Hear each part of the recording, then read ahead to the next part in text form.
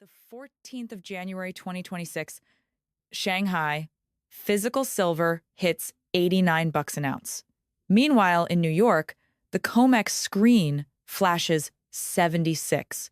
That is a $13 spread, a statistical impossibility. In the old world, this was a free lunch. In the new world we live in today, this is a crime scene. The arbitrage mechanism is dead. The artery connecting East and West has been severed. We are witnessing the structural fracture of the global pricing system. A brutal truth is unfolding right in front of your eyes, yet the herd remains blind, worshiping the dancing numbers on the ticker. They look at the COMEX price and think, silver is cheap. They are wrong. Silver isn't cheap. Physical silver is gone. The New York price is a ghost. It is the price of a paper promise for delivery that will never happen. In Shanghai, where the metal actually changes hands, the price has broken away, leaving the West in the dust. This $15 gap is not market volatility. It is a firewall between reality and a hallucination. You need to understand the mechanics of this collapse. In a functioning market, a $15 spread means traders drain New York, fly the metal to Shanghai, sell it, and pocket the risk-free profit. That is the law of supply and demand. That is how the world ran for 50 years. But today, the 14th of January 2026, that law has been repealed. No one is moving silver from New York to Shanghai. The reason is simple and terrifying. There is no silver in New York to move. The vaults are empty. The data does not lie. Registered inventory at the COMEX has evaporated. 71 million ounces gone in 4 months, from 312 million down to 241. This drain rate is unprecedented in history. The last bars are being clawed out of the Western system and flowing east on one-way vessels. Shanghai has become a massive black hole. It sucks in every ounce of precious metal on the planet and releases nothing. The Shanghai Gold Exchange does not play paper games. They demand physical settlement. And to ensure not a single ounce leaks back to the West, Beijing has silently erected a legal fortress. On January 1st, 2026, a new export licensing rule went into effect. On the surface, it is administrative paperwork. In reality, it is a shadow embargo. Metal that enters China stays in China forever. Silver is trapped in their domestic market. The West has lost control of pricing. This is the event the financial elite feared most. For decades, London and New York ruled the world by pricing resources via futures contracts. They shorted billions of paper ounces to suppress the real price. They created the illusion that resources were infinite and cheap. But this magic trick only works when buyers accept cash or roll over the contract. When the buyer demands real metal, the game ends. And right now, the world's biggest buyer, China, is demanding real metal. The premiums in Shanghai are telling the real story. Bullion there is auctioning at record highs. Converted to dollars, the number is astronomically higher than the London spot price. This confirms one fact. The purchasing power of the US dollar against real assets is far lower than what the Fed admits. The dollar is being diluted, and the Shanghai metal market is the first place to expose that nakedness. Look at the panic among the refiners. Asahi Refining, Umicore, Republic Metals, the giants controlling the global flow. Between January 3rd and 8th, they all declared force majeure or canceled contracts. They claim operational issues. They blame energy prices. These are lies to cover a supply chain implosion. The truth is, they cannot source the ore. They cannot buy silver at the suppressed prices dictated by long-term contracts. When the world's biggest refiners stop delivering, it is the death knell for the paper market. 58 million ounces of industrial silver have been wiped off the delivery schedule. Picture the consequences. Samsung, Tesla, solar manufacturers. They cannot use COMEX paper contracts to build phones or cars. They need physical atoms.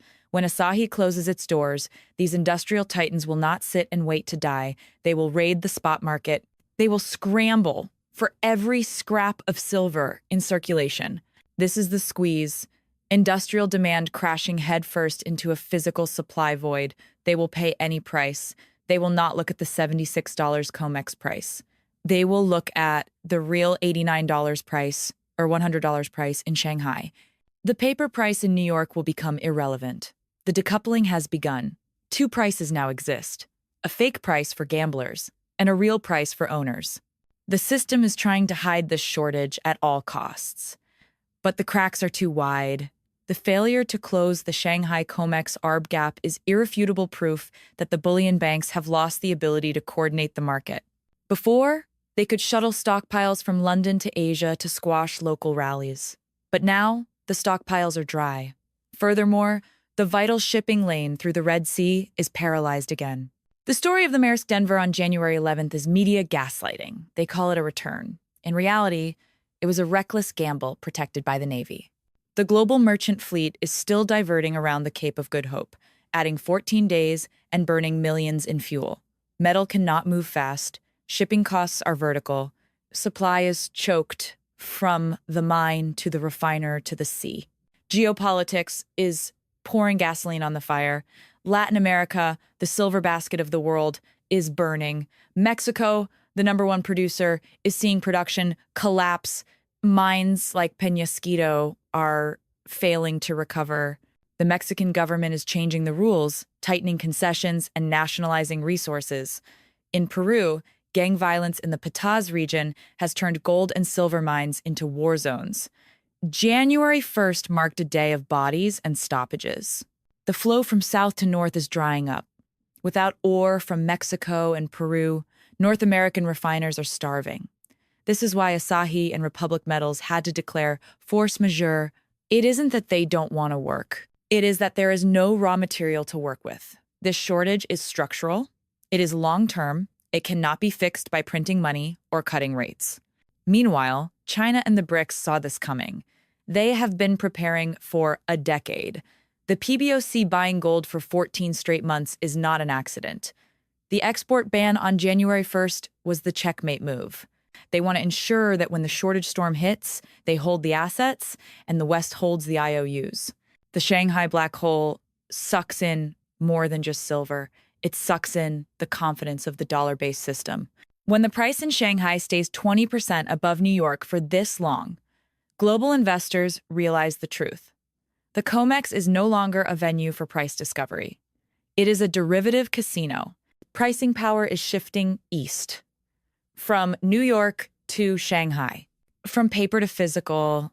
What does this mean for your portfolio? If you hold SLV, unallocated digital gold, or futures contracts, you are facing total loss. When the decoupling completes, the Western exchanges will force cash settlement. They will hand you devalued dollars at the fake $76 price, while the real metal trades at $100 or $120 outside. You will be stripped of ownership exactly when you need it most. This is a technical default. The House will never admit bankruptcy. They will simply change the rules at the last minute. They will stuff your hands with burning fiat currency and keep the precious metal for themselves. This is the scenario outlined in the Omega report. Umicore forcing clients from fixed contracts to spot pricing with a $12 premium is the early warning siren. They are tearing up old contracts. The law does not protect you when the system breaks. Only physical possession is the law. The market is entering a systemic fracture phase. Those holding short positions in New York are sitting on a nuclear reactor. They need to buy back contracts to cover, but no one is selling at the lows anymore. And they cannot buy physical to deliver because Shanghai inhaled it all. A historic short squeeze is forming. It won't happen gradually. It will happen overnight. When a giant, maybe a bullion bank or a hedge fund, fails a margin call, the domino effect triggers. Look at the big picture. The legal attack on Fed Chair Jerome Powell on January 11th is not an isolated event. It is the starting gun for chaos at the headquarters of the dollar. If Washington is willing to sacrifice central bank independence for political leverage, nothing is sacred. Foreign creditors understand this. That is why they are dumping treasuries and buying gold. That is why they are letting silver flow east. We are living in the final days of a synthetic financial era. The convenience of derivatives is over. The safety of paper assets is gone. The Shanghai black hole is the physical phenomenon proving that market gravity is pulling everything back to real value. You cannot print silver. You cannot print copper ore. You cannot print energy. These things are finite. And when the supply chain snaps, they become priceless. Do not be fooled by short-term dips on the COMEX chart. Those are desperate attempts by the House to shake out the weak hands. They smash the paper price to scoop up cheap physical one last time. But this time, the game has changed. China isn't selling. India isn't selling. Russia isn't selling. They are buying the dip, and they are taking delivery immediately. The COMEX vaults only have 241 million ounces left. At the current drain rate, the tank hits zero in less than a year. But the market won't wait for zero. Panic happens the moment inventory drops below a psychological threshold. That is when the sold-out signs appear at every bullion dealer in the West. At that point, your bank balance becomes a meaningless number. Remember the lesson from Asahi Refining. When they declared force majeure, their clients' top-tier industrial core were cut off instantly. Non-priority clients were kicked off the list. You, the retail investor, where do you think you stand on the bullion bank's priority list? You are last. Or worse, you are not even on the list. Scenario D is playing out exactly as mapped. The spread will widen, the metal will flow one way, refiners will continue to have accidents, and one morning you will wake up to find silver in Shanghai at $150, while the New York exchange halts trading to resolve order imbalances. That is when the trap snaps shut. Do not wait for confirmation from CNN or Bloomberg. By the time they report the shortage, it is over. Local dealers will be empty. Online sites will crash. The Shanghai black hole is not a threat. It is an indicator. It shows where the smart money is flowing. It is flowing into hard assets, into things you can hold, into things that do not depend on the promise of an insolvent government or a rigging bank. The truth is naked. The $15 spread is the cost of the lie. The Western House is exposed. They have no clothes left. They only have threats and printed paper. Do not stand on the losing side of this currency war. Do not let your wealth be sucked into the void of the paper system. Pull it out. Make it physical. Hold it in your own hands. Because when the Shanghai black hole finishes its work, there will be nothing left for the latecomers. Physics does not lie. The $15 spread does not lie. And the empty COMEX vaults do not lie. Only the system operators are lying to you. Your time is up. Act while the window is still open. This is a survival order.